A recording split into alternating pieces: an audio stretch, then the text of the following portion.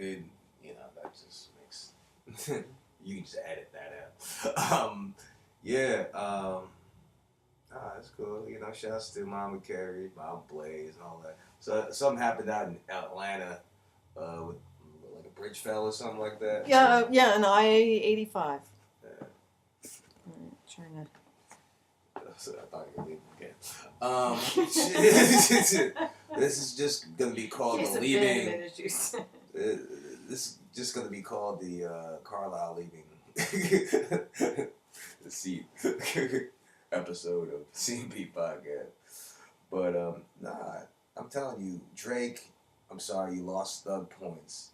I was being very disrespectful towards Drake up until I heard his album. Okay. Because for my birthday, I did purchase the More Life album, and I optimistically listened to it, and I was very pleased with it. It was way better than Views. I'm definitely not his best effort, but it was damn near up there, top 3. Cool. So, shouts to Drake, and the best track that I've been replaying over and over is Portland. It features Quavo from the Migos and Travis Scott. Nice. Again, 2 of your favorite people. Travis Scott's such a creative genius. I love it. I love his unique style. So hey, other than comedy, music makes the world go round to me as well. Yeah, the good. We know what else does. Shouts to the greenery, man. But yeah, my birthday month, it's exciting. I'm excited to perform. I'm working on a lot of new stuff and everything like that. Definitely shouts to Comedy Works, because we were doing the comedy writers meeting and everything like that, and it kind of we're talking about childhood experiences and everything. And me, I had a very interesting, charmed childhood. You had a different childhood than the stereotype, which puts you in a position, to be able to use that. Yeah. So I'm definitely gonna dig more into my amazing childhood. Shouts to Mama and Papa Blaze. Yay! So a lot of stories to come. So definitely come out. Like tomorrow, we're gonna do the Lark Tavern right up the street. Shouts to Lark Tavern. They won for the third time in a row. Best comedy open mic in the Capital District. You're welcome. I think I've been going to that like about 3 years. So definitely my star power had a lot to do with it. Not everything to do with it, but no disrespect. If your star power had a lot to do with it, why isn't the low beat winning? Hey, Come on, give the low beat some love. I mean, the love. I always give the low beat love, and let our loyal followers know that it goes down every second and fourth Tuesday of the month. I think it's more on the lines of some people get a little bit nervous about the area, you know what I'm saying? But they shouldn't be really, because there's nothing more open than Central Avenue. So even though the side street may be questionable, the low beat's not actually a real questionable area. It's borderline, but it's a couple blocks away when things get questionable. So it's like come to the low beat. Park on Central. Come on in. Just park on Central. What if you're on Central? You're fine. Just don't go to the crack house couple blocks down. Couple blocks in. We don't suggest that, but just come in to Low Beat, have some fun, and we promise no thugs will come in. We don't promise nothing. You know what I'm saying? No rabid thugs without shirts on comes in. You did once. Bleeding. Yeah, like I said, the situation was under control, but it was definitely an interesting situation, because when push comes to shove, I could end the situation, but I just wanted to keep it non-violent as possible, so I'm glad that it went down the way that it did, and I didn't have to drop anybody or choke anybody unconscious. Yeah, I guess it didn't stop me. I'm glad that. And what the crazy part was, shouts to Dan Garrett.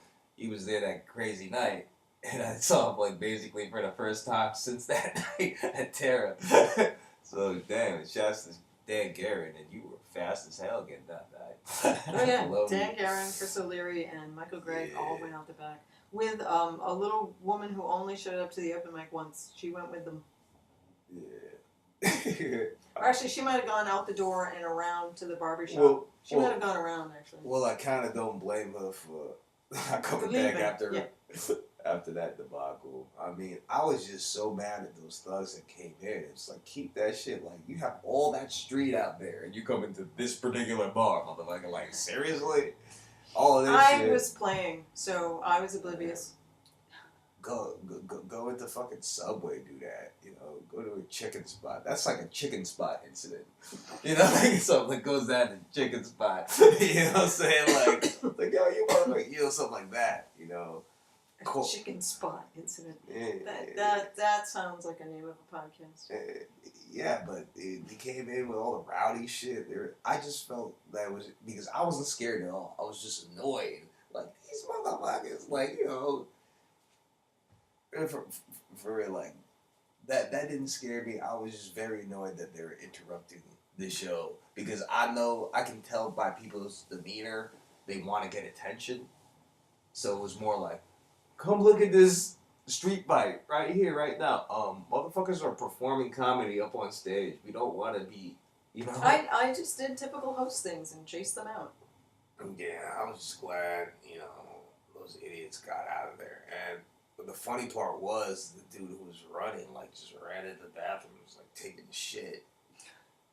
They literally scared the shit out of me shitting until the cops showed up. Oh, he was still going. He's like, hurry up. The cops were like, hurry up. Hurry up, alright. Shit like that.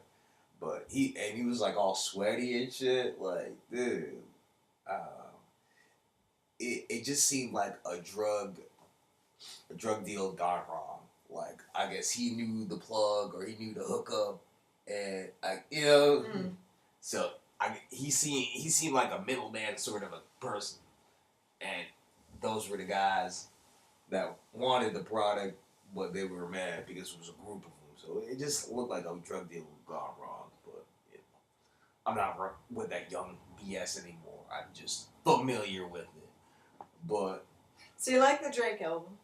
The Drake album I'm still listening to it now. I'm still experiencing it because what I love about albums when I get them, I just sit there and experience it. Like I did that with the 2 Futures albums. I just gotta sit there and just inhale it. So I'll listen to it like maybe about 3-4 times, just right through and just feel every lyric and the beat. And everything like that. So right now I'm still in the experience mode. But yeah, I just got it. It was a birthday idea for myself. So that and you're getting yourself a lot of things for your birthday. Gloves and Drake is good. You know. Gloves and Drake. I'm trying to think what I got myself for my birthday this year. Gloves and Drake. You know what I mean. Don't cheat yourself. Treat yourself. You know what I'm saying? I had to treat myself, and it was good, man. I mean, I love the boxing gloves though. I gotta tell this story. My parents, because I was a huge boxing fan from, you know, little kid, like a long time I remember. So in the 90s, my parents got me some boxing gloves. It was like the kind of kid ones that you could just slide on and everything like that. Yeah. But it was like you can get Hulk hands. You got boxing gloves. Yeah. What? Hulk hands. Never saw the big green hands. So you be like incredible. No. They make noise. I was a thug. Thugs get boxing gloves. Like I wasn't playing games there. Bye. Hulk hands. Yeah, got that shit from my nephew.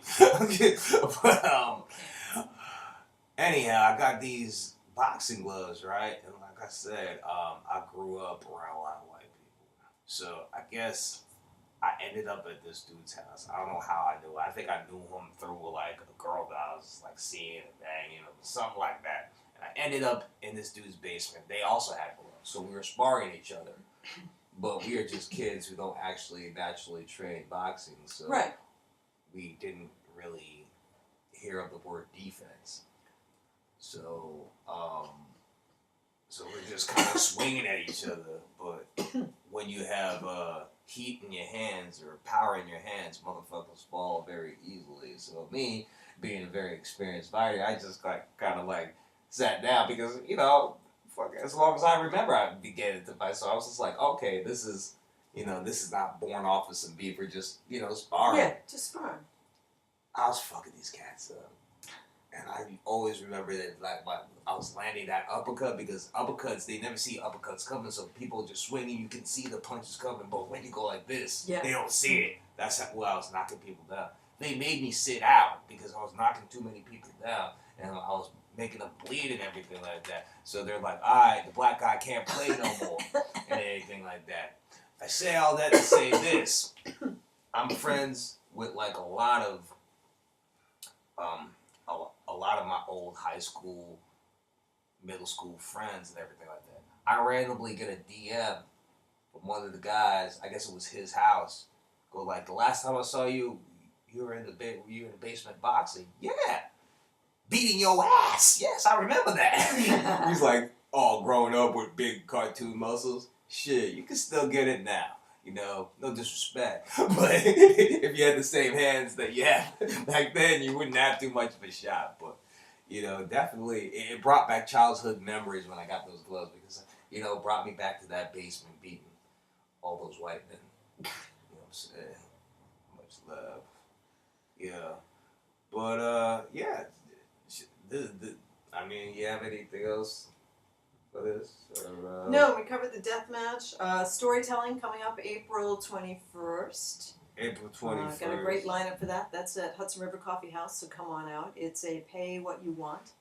It was fun the last time I did. Admission. I did. You got another story, yeah, that kicked you off to start thinking about different. Yeah, it basically opened. It basically opened the door to a lot of new things. So definitely, it's the 21st. You said. Yep, it's a Friday night, third Friday of the month. Right. Storytelling, Hudson River Coffee House. The day after the biggest holiday of the year, 420. So it's pretty easy to remember. No disrespect, I'll probably still be a little hungover or high over from that holiday. But just definitely come out. You know what I'm saying? It's going to be great. Coffee's really good there. Coffee's good. Come on out, get coffee, make a little munchie, sit down, enjoy some stories. Some very good stories. I'll work on my story. Should be fun. Hey, you know, I don't know. I got stories for days, so I'll come up with something. But definitely, this was fun. Again, this was the first C&B podcast of the springtime. And the first one in our new place. And my new place. Ladies and gentlemen, thank you so much for watching. Remember to click the like button. The like button. And we'll see you next time on C&B Podcast. Later.